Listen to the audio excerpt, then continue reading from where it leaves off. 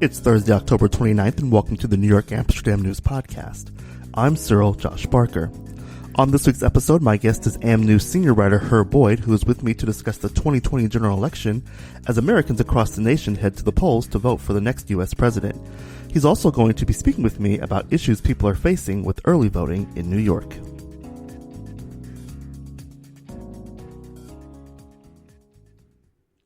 We are just days away from the 2020 general election, and polls indicate that Republican candidate Donald Trump and Democratic candidate Joe Biden are in a dead heat. Millions of Americans have already cast their ballots in early voting and by mail at record numbers. In New York City, hundreds of thousands of people are participating in early voting, which has been plagued with long lines and long wait times at polling sites. With so many issues on the line, from the COVID-19 pandemic, race relations, and the economy, it's no surprise that the 2020 election is one that will go in the history books. AM News senior writer Herb Boyd is with me to break all this down, so let's get into it right now. Herb, how are you doing? Very good. Thank you, Josh. All right. Well, listen, we are just days away, like I said in the intro, from the 2020 general election. So many issues on the line. I think the number one question that I get from people, and I'm sure you get it too, because both of us, are journalists, and you're a senior editor. So the question that I always get is, who do you think is going to win the election? And I really can't tell because, the news is saying one thing, but we know what happened in 2016 with Hillary Clinton. Polls were saying one thing, but the Electoral College came in and changed everything for the election, and Donald Trump became the president. Just basically off the top, what is your take on everything that's going on? Well, I think one of the things, and I think you're very wary of that situation in 2016. I think most of our voters should be concerned about that. And obviously, certain kind of complacency can set in if you begin to read too much into the polls. Right. Because it's suggesting that Biden has a very considerable lead in some polls, and others suggesting that it's pretty close race and he's gaining ground in battleground states and what have you. So a lot to be kind of siphoned off and really got to shake it out a bit and make sure you understand completely and not let that impact or influence your going to the polls. Right. Because sometimes all that early information, a lot of folks, are persuaded one way or the other and decide that, this race is over, or my vote doesn't mean anything anyway.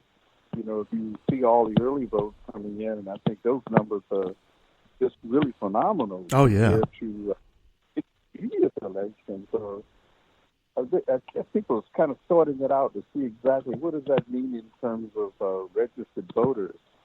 And it seems seemingly, as most of the reviews I've seen, the pundits suggest that the registered voters decidedly Democrats. Mm-hmm. It turns out. So again, people seeing that kind of information feels that, that augurs pretty well for the Biden-Harris team. And I needn't worry about it. We got this thing locked up. But we're going down to the wire.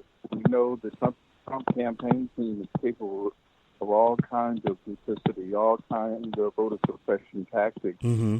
And we see some indications of that very early on, Josh. Yeah, absolutely. Absolutely. And it was interesting. So I did an article this week, the front page article on the Amsterdam News. It's also on our website, amsterdamnews.com.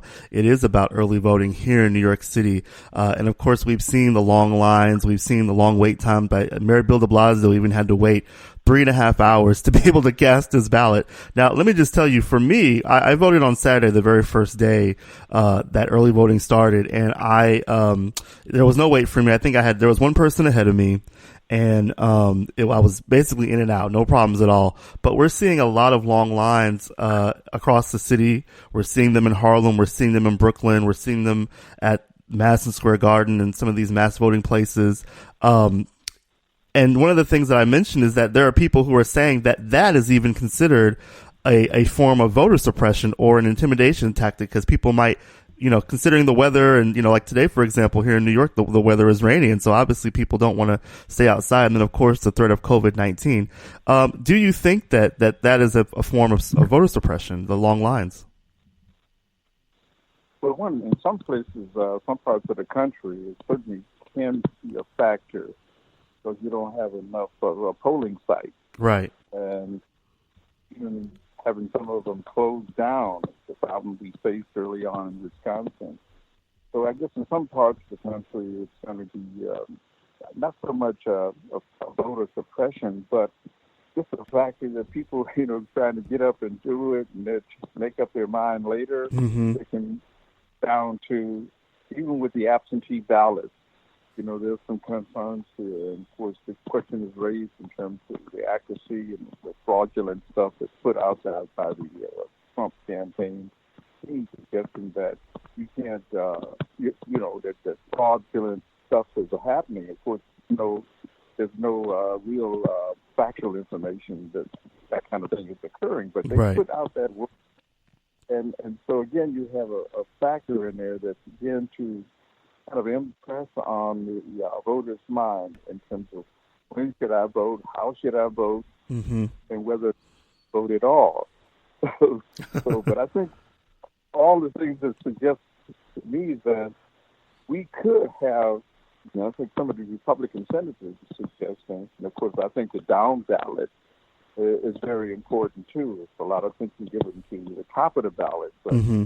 we have House of Representatives and the Senate, and the Democrats can come, if they can get 4 or 5 and just hold serve for a couple of candidates out there, particularly in Minnesota and Michigan, Mm-hmm. if we can hold positions in the House of Representatives and in the Senate, we could, the Democrats could very well take control over the Senate. And so that would be, they already got control of the House of Representatives, and it seems that's pretty good. It's looking pretty good. And matter of fact, we may increase those numbers. Yeah. Because Yeah. I'm still looking at the amount of money raised by the Democrats. And again, you talk about unprecedented numbers of donations coming into the DNC, the Democratic candidates across the country. Look at Jamie Harrison down in South Carolina. Yeah. That's phenomenal. Yeah, absolutely. Mm-hmm. Yeah, and it was interesting that I think that Lindsey Graham didn't even want to debate him during the last debate for that. So I don't know if that's going to help him or hurt him. But I was actually watching that race also in South Carolina. One of the things I wanted to ask you about is that we're starting to see some states now that might be considered swing states because of the energy that's going on around the Democratic Party in places like Texas and Georgia, where Joe Biden has been, going to campaign. Could those states, I mean, we all know that Florida, Pennsylvania over the years, those are states that are needed, especially Pennsylvania more so. But now we're starting to see states like Texas and Georgia that might be considered swing states. What's your reaction to that? Well, I think that's possibly that's a consideration there, Josh, because one of the things about it is, again, you get back to the money factor. Mm-hmm. The amount of in those states, for the Democratic candidates. And that's a considerable change from the past, particularly from 2016, where Trump, was very much a victor in Texas and Georgia. But then those are competitive races now. Yes. Because even the early voting numbers in Texas suggest that there's been a dramatic change there in terms of the turnout. And I think all of that augurs well for the Democratic Party. And even the long lines out there, that can be like a positive factor, too. People are encouraged to see that folks are coming out. They're concerned about this election more so than any other. And, of course, we've been talking about it all along as being probably the most consequential presidential election we've had in 160 years. Yeah, absolutely.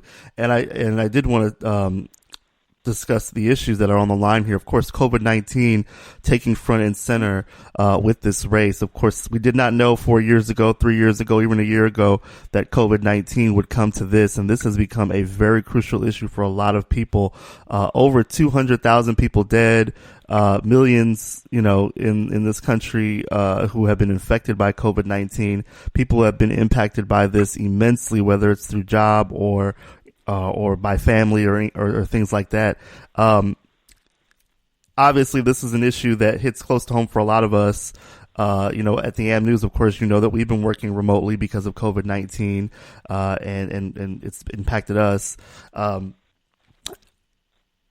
Something like this is not usual, and that's why this election is so historical, because we have an issue like COVID-19 that is taking center stage. And I want to talk about COVID, but then I also want to talk about race with you in a minute.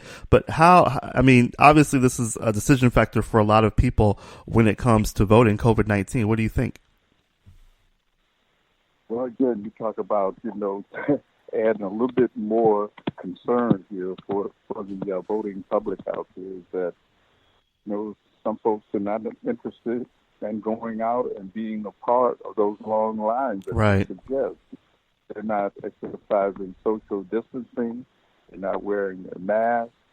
So wherever you go and you see that kind of demonstration and that kind of ignorance, you might say, and of course it's coming straight from that ignoramus in the Oval Office. What the heck is going on with this? So, yeah. I think, one of the things about this, and I'm glad that some of our scientists are really stepping up to the plate here lately and saying something in opposition to the Trump administration, not being kowtowed or beaten down by, the suggestion that we're rounding the corner. But if you're rounding the corner on on COVID-19, what's waiting around that corner? Mm-hmm. And what we see here is that it's an uptick, even in some of the places where it was virtually non-existent.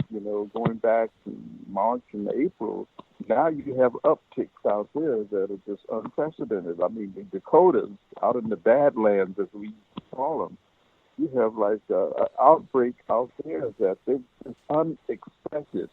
And that's one of the concerns. They were not prepared to it. They didn't take the precautionary measures. There was not the social distancing.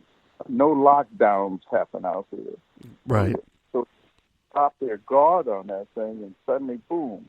And you can see, if you look at the map, the whole demographic sweep of that across the country and how it's spreading.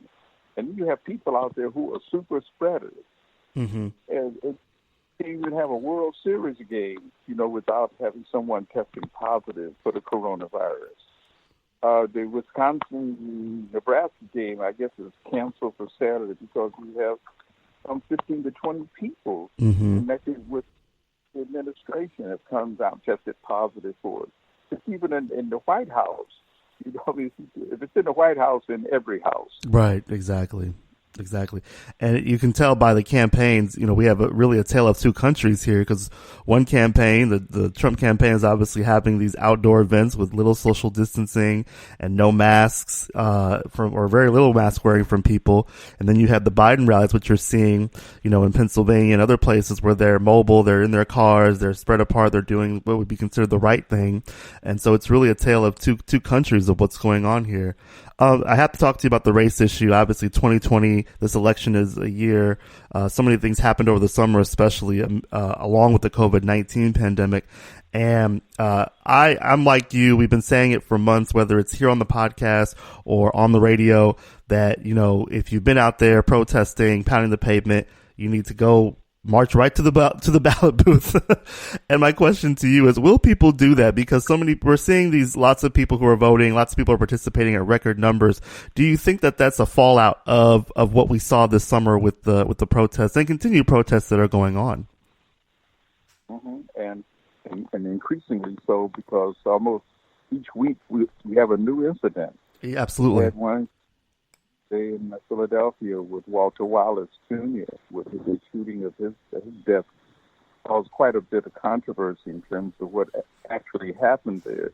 But I know, mental illness, is just so pervasive in this country, and how the government and municipalities, the state governments deal with the situation sometimes is just absolutely lethal and fatal. And I think one of the things about the impact it will have generally in terms of socio-cultural, socio-political apparatus in this country, we have to look at that carefully and weigh it. We have to be ever vigilant what we can do to protect. And I think the unrest out there, it springs from, policies, police policies that just absolutely disastrous when it comes to treating people of color, particularly black men. So we're perceived, as a threat almost immediately. And of course, many of these trigger-happy cops in this country, they don't need any provocation. So I mean, any one little move, you make the wrong move, say the wrong thing. This is what we were talking about recently in that documentary, Driving While Black. Well, it's kind of living while black. We have to be very careful in this country, for our children in particular. And they have to be carefully taught and protected against the potential deadly encounter with one of these so-called men in blue. Mm-hmm. I had to ask you about the debates because you and I haven't really discussed it, but the debates are now over. A very interesting debate cycle. We saw the first one, which was a complete disaster. The second one didn't even happen. We saw 2 town hall meetings, and then we saw a third debate that was somewhat tame, but still a little bit hectic. Do you think that the debates are going to have any impact on how people vote? Because believe it or not, there are people out there who are undecided. I don't understand how they can be, but there are people who are out there who just are not still sure on who they're going to vote for. But do you think that those debates and town hall meetings as well were able to sway anybody? Do you think that they were effective? They've been arguing about that for a number of years. The absolute impact, the effect of debate. Certainly, when you have debates happening up to early votes, you can see that millions of people have voted already. Right. So they won't have any impact. They had made their minds up already. I think generally, I would hazard a guess in terms of the percentage of people who are actually influenced by a debate. I think it would be minimal. It's kind of minimal. I think it would be really a small percentage that are still sitting on the fence, still undecided about this. I think the majority of people, certainly a majority of people, have already made up their minds. And so these debates, and particularly these recent debates, are absolutely inconsequential. In fact, it could be disturbing in terms of the whole democratic process, because I'm glad to see that the debate commission stepped in there. Yeah, absolutely. Changes in there, because who you choose as a moderator, what carries that, all these other things play into the whole convincing and having a fair account in terms of the candidates. Do they get an equal amount of time? Are the questions posed in such a way that it could be deciding one factor against the other? So I think we can reaching the point now where we're going to have to do away with the debates, or at least organize them in such a way that you have panelists in there, and you can have some balance, and you can have candidates willing to exercise some kind of regard and respect for the other candidate. Mm-hmm. Absolutely. Again, I really don't understand how people can be undecided. These campaigns are so different. I mean, there's nothing exactly alike about them. It's just all the way down to the issue, all the way down to everything. Both of these campaigns are just so different. And the fact that people are still undecided, it's kind of perplexes me just a little bit. I want to talk to you about Kamala Harris, obviously a major factor in this election. And if Joe Biden does win, it will be a very historic victory for this country, because we will have the first female vice president, and it will also be a black woman. Although we haven't really seen that much of Kamala Harris. I know I have. Maybe I'm not looking, or maybe I haven't seen, but she hasn't really been leading up to the days, and I thought that would be kind of a driving factor for a lot of people to go ahead and cast their ballot for Joe Biden. What are you seeing when it comes to the Kamala Harris effect? Will she have a stake in practically virtually giving Joe Biden a victory? Well, I think one of the things about the pandemic certainly curtails possibilities of them, particularly for candidates who really recognize the danger of the virus. You see Trump running from one to the other.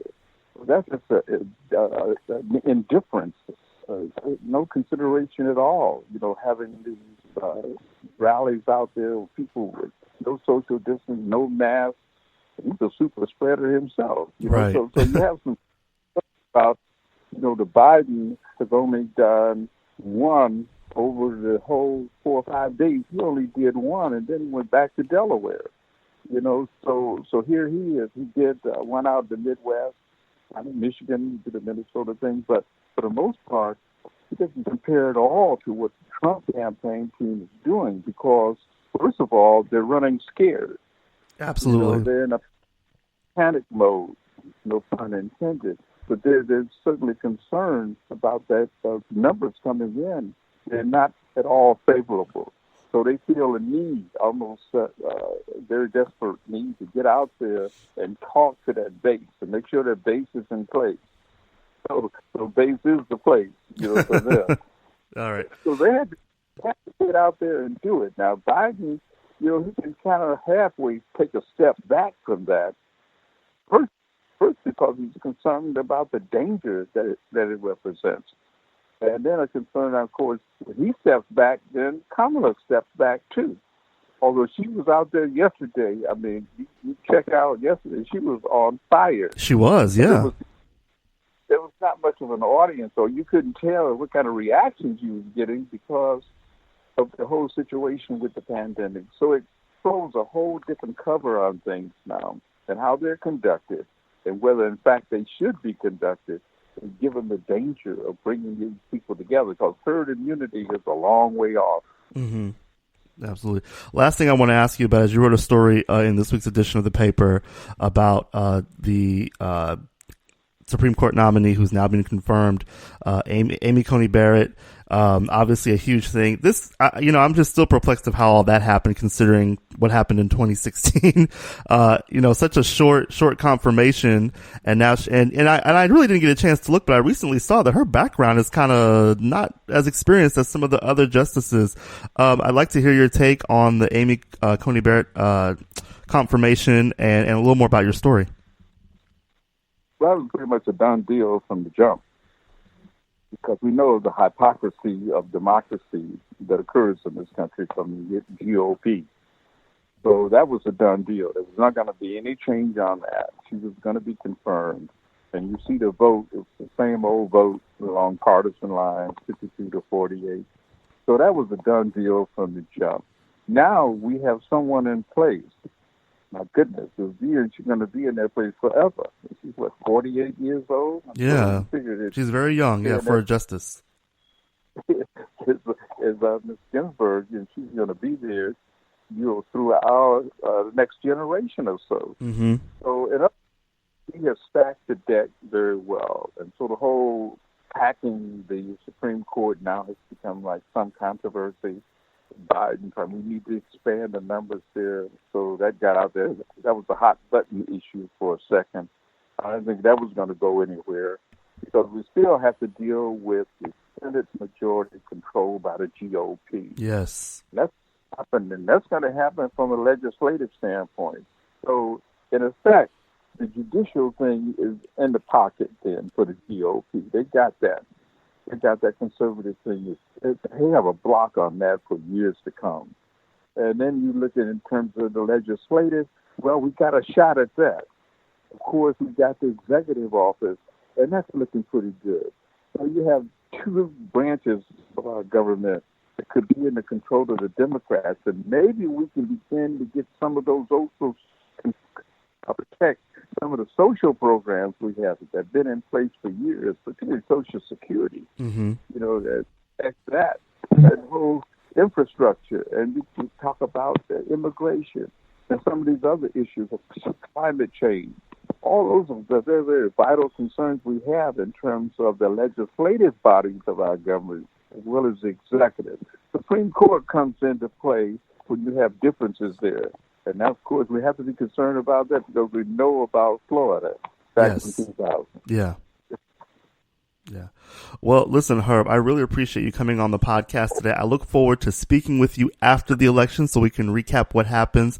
Hopefully by then we'll have a decision on who will be the president. We may or may not, but I thank you for coming on, and I look forward to talking to you again soon, all right?